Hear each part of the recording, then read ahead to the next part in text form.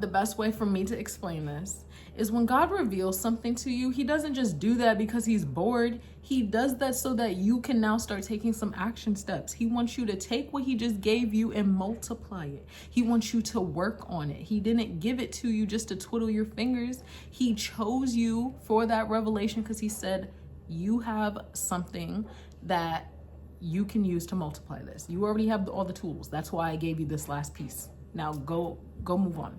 All right. And your responsibility when he reveals something to you is for you to act on it, share it with other people, and then live it out. For example, I was doing my Bible study one day, and the Lord just unlocked a new understanding of what the cross really meant, right? And when he gave me that revelation, I didn't just keep it to myself. I got on TikTok and made a video about it. And it was actually my first TikTok that started doing numbers. It didn't do nothing crazy, but it went like over 1,000 likes. And for me, that's a lot.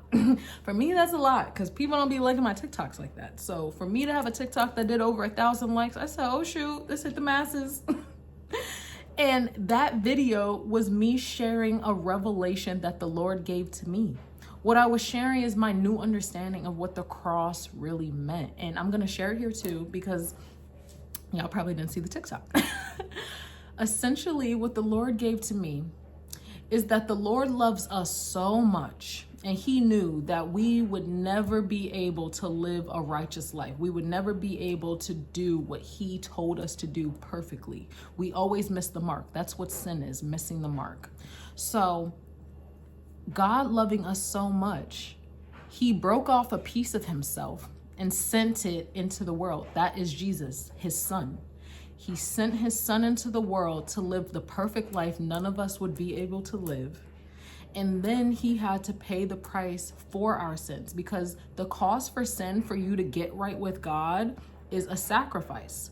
People were sacrificing animals back in the day. If we were still sacrificing animals, we would have probably ran out. The Lord had to nip that in the bud. He said, the only appropriate sacrifice for a human sin is a human sacrifice. But the sacrifice has to be perfect. It can't have no sin or it wouldn't be a worthy sacrifice. And the Lord knew none of us would be able to do that. So he broke off a piece of himself and sent his son into the world, his son being Jesus Christ, to die on the cross as a sacrifice so that we can so that our relationship with the Lord can be restored. And so more stuff can come, but I'm trying to give you the cliff notes, right? So Jesus died on the cross for our sins. And the Lord revealed to me like what that really looks like.